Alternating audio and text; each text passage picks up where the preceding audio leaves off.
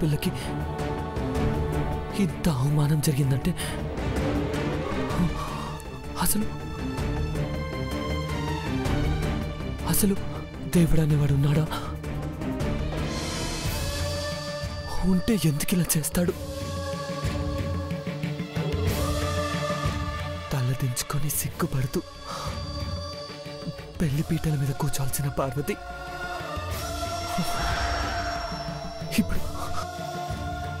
ఇప్పుడు వంటి మీద బట్టలు లేక సిగ్గుతో చచ్చిపోయి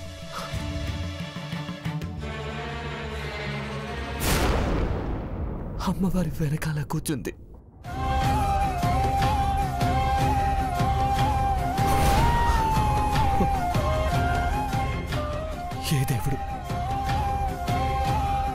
ఏ దేవుడు వచ్చి సంజాయిషి చెప్తాడు? ఏ దేవత వచ్చి నా పార్వతికి బట్ట కప్పుతుంది?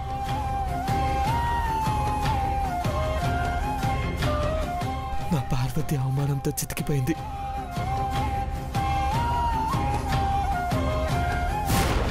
ఇలాంటి పరిస్థితి ఏ ఆడపిల్లకి రాకూడదు.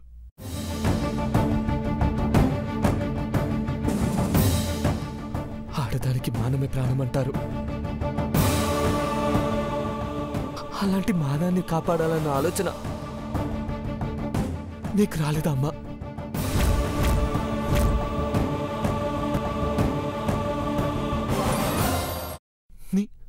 నీ ముడుపుల్ని ఇవ్వాల్సింది, నీ మొక్కుల్ని నీ బిడ్డకు కప్పాల్సింది.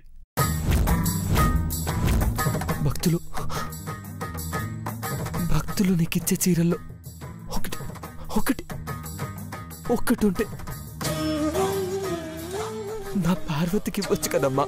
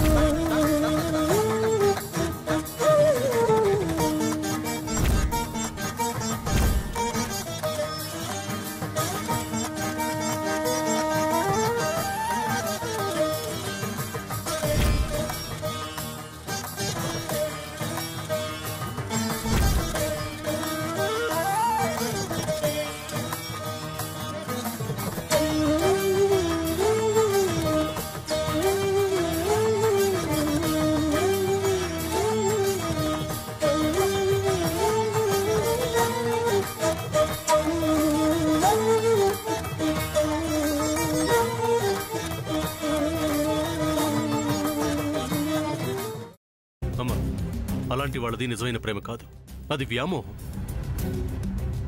ఎగ్జాక్ట్లీ చిన్నత్త, నిజంగా ప్రేమించుకున్న వాళ్ళు అలా చేయరు. ఎంత మనసు విరిగిపోతే కన్న కూతుర్ని పట్టుకొని మా దృష్టిలో చచ్చిపోయా ఉంటుందా తల్లి? అది సరే అమ్మా, తన కూతురుతో తన మాట అనేటప్పుడు ఆమె మాటల్లో వ్యథ, కళ్ళల్లో బాధ గమనించావమ్మా? పెద్దబాబుకు బర్త్డే విషెస్ చెప్పు కూడా వెళ్ళాం కదా. ఊరికే ఎలా కాలిపోతుంది? మంట పెడితేనో పడితేనో తగలబడుతుంది.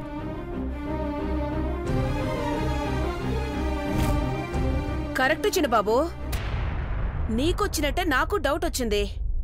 పార్వతే షర్టును తగలబెట్టిందనుకుంటా.